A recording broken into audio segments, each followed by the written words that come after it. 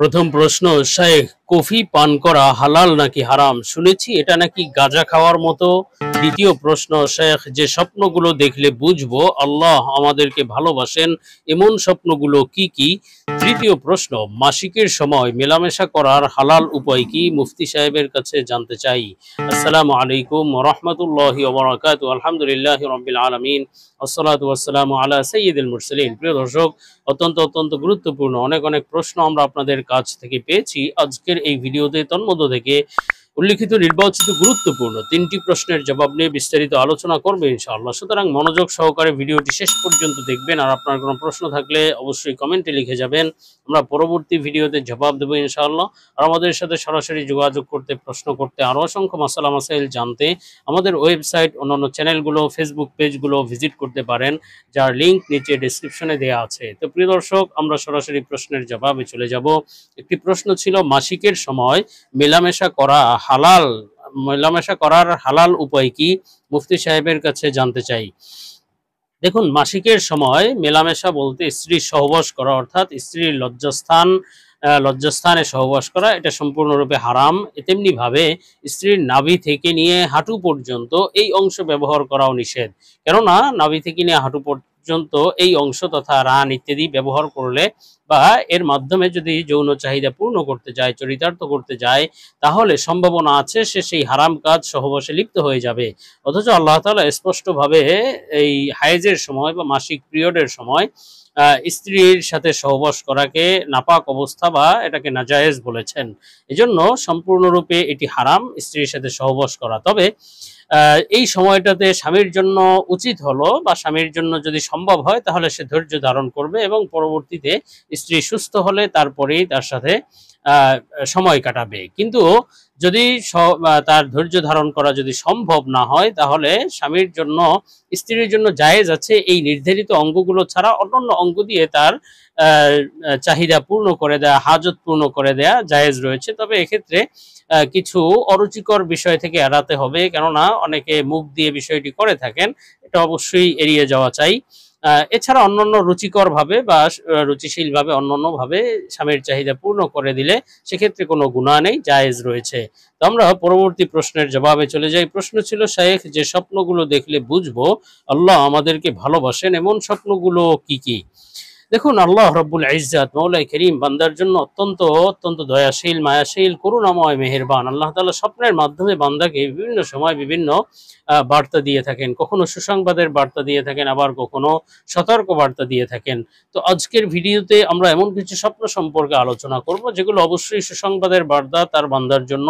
আল্লাহ তাআলার ভালোবাসার আলামত বুঝতে হবে আল্লাহ তাআলা ভালোবাসেন যিনি স্বপ্নটি দেখেছেন তাকে। আর এ সম্পর্কে আমরা আলোচনা করব নির্ভরযোগ্য স্বপ্নের ব্যাখ্যার কিতাব আল্লামা ইমাম মুহাম্মদ ইবনে সিরিন রহমাতুল্লাহ আলাইহের তাবির রুইয়া কিতাব থেকে। তো হযরত মুহাম্মদ ইবনে সিরিন রহমাতুল্লাহ আলাইহি বলেছেন, স্বপ্নে যদি কেউ দেখে যে সে মক্কা নগরীতে রয়েছে বা পবিত্র বাইতুল্লাহর তওয়াফ করছে, অথবা মক্কা শরীফের যে কোনো জায়গায় সে মক্কা গিয়েছে, এমন স্বপ্ন দেখলে তাহলে বুঝতে হবে এটি আল্লাহ তাআলার ভালোবাসার আলামত। আল্লাহ তাকে ভালোবাসেন, মহব্বত করেন এবং সেজন্যই শীঘ্রই তাকে হজ নসিব করবেন ইনশাআল্লাহ, সে হজ করার তৌফিক প্রাপ্ত হবে ইনশাআল্লাহ।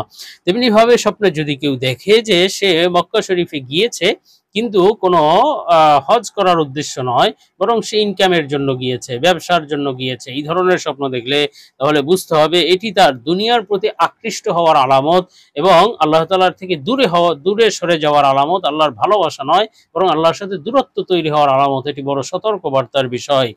তেমনি ভাবে হযরত জাবের মাগরিবি রহমতুল্লাহ আলাইহি, তিনিও বড় আল্লাহ ওয়ালা ইমাম ছিলেন, স্বপ্নের ব্যাখ্যা বিশারদ ছিলেন। তিনি বলেছেন, স্বপ্নে যদি কেউ দেখে যে সে ইহরামের কাপড় বেঁধে মক্কায়, পবিত্র মক্কায় রওনা করেছে, অথবা জুব্বা পরে, পাগড়ি পরে, খুব সুন্দর সেজেগুজে আল্লাহওয়ালাদের মতো সে হজ করার জন্য যাচ্ছে, মক্কায় যাচ্ছে, মদিনায় যাচ্ছে, এই ধরনের স্বপ্ন দেখলে বুঝতে হবে এটি আল্লাহ তাআলার ভালোবাসার আলামত। শীঘ্রই সে হজ করার তৌফিক তো লাভ হবেই, সাথে সাথে সে দুনিয়া এবং আখিরাতের উন্নতি লাভ করবে।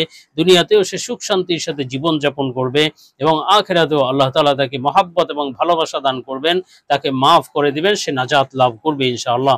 তেমনি ভাবে স্বপ্নে যদি কেউ দেখে সে মক্কা শরীফ গিয়েছে অথবা পবিত্র বাইতুল্লাহ গিয়েছে, মক্কা নগরীতে বা সৌদি গিয়েছে, এবং সেখানে গিয়ে দেখলো যে সেখানে আশেপাশে অনেক মানুষজন রয়েছে, আবাদ এক নগরী মক্কা মদিনা, সেখানে লোকজন রয়েছে, এমন স্বপ্ন দেখলে তাহলে বুঝতে হবে সে আল্লাহ তাআলা তাকে ভালোবাসেন, মহব্বত করেন, সে প্রচুর অর্থ সম্পদ লাভ করতে পারবে এবং প্রশংসনীয় জীবন লাভ করবে, ভালো ভালো কাজ করতে পারবে, যার কারণে মানুষ তার প্রশংসায় পঞ্চমুখ হবে এবং সে সচ্ছল জীবনযাপন লাভ করবে ইনশাআল্লাহ। তেমনি ভাবে স্বপ্নে যদি কেউ মসজিদ বানাতে দেখে, স্বপ্নে দেখলো মসজিদ বানানোর কাজ করছে, মসজিদ বানাচ্ছে, তৈরি করছে, এমন স্বপ্ন দেখলে তাহলে বুঝতে হবে এটি আল্লাহ তাআলার ভালোবাসার আলামত। আল্লাহ তাআলা তাকে মহব্বত করেন, ভালোবাসেন।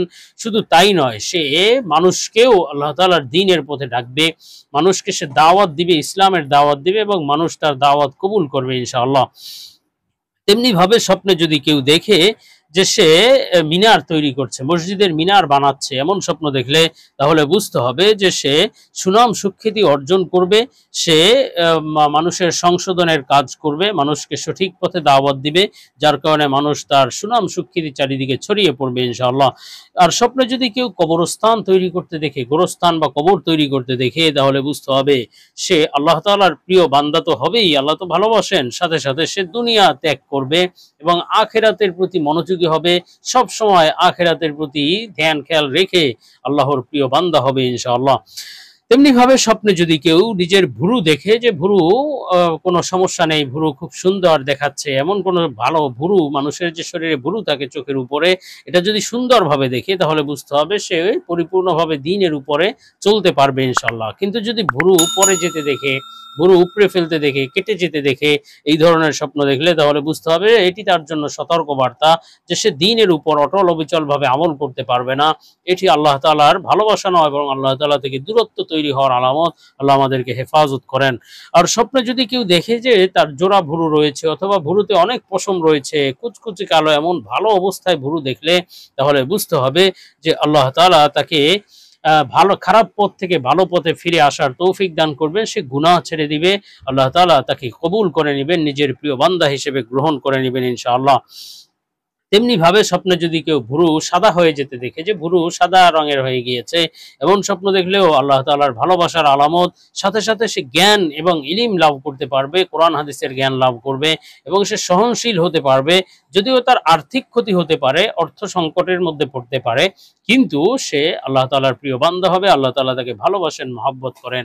তো আমরা পরবর্তী প্রশ্নের জবাবে চলে যাব। একটি প্রশ্ন ছিল, শাইখ, কফি পান করা হালাল নাকি হারাম? শুনেছি এটা নাকি গাঁজা খাওয়ার মতো। দেখুন, আমাদের সমাজে অনেকের একটা ধারণা আছে যে কফি পান করা হারাম, কফি খাওয়া যাবে না, এটি নেশা গ্রহণের মতো, মাদকের মতো, এটি গাঁজা খাওয়া আর কফি খাওয়া সমান, এই ধরনের কথা আমাদের অনেকের মধ্যে প্রচলিত আছে। তবে আমরা গবেষণার মাধ্যমে বা খোঁজ খবর নিয়ে জানতে পেরেছি কফি কোনো নেশাদ্রব্য নয়। কফি এক প্রকার দানা থেকে তৈরি হয়, আর এই দানা যেমনি ভাবে কাঁচা গ্রহণ করলে অথবা যে কোনো ভাবে যদি কেউ কাঁচাভাবে খায়, তাহলে এক্ষেত্রে কোনো নেশার সৃষ্টি হয় না। তেমনি ভাবে কফি পান করলে সাময়িকভাবে মানুষের কিছুটা চাঙ্গা ভাব আসে, মানুষের একটু সতেজতা ফিল হয়, কিন্তু এটা নেশার পর্যায়ে পড়ে না বা এটাকে নেশা বলা হয় না। নেশা তো হলো যেটার মাধ্যমে মানুষ আকল সলব হয়ে যায়, মানুষের মধ্যে মাতালতা আসে এবং মানুষের মধ্যে একটা মাতলামি অবস্থা আসে বা নেশার ভাব সৃষ্টি হয়। কফির বিষয়টি এমন নয় যেটি গাঁজা মদের মাধ্যমে তৈরি হয়, এজন্য কফি খাওয়া সম্পূর্ণরূপে জায়েজ রয়েছে, এটি গাঁজা খাওয়ার মতো হারাম নয়।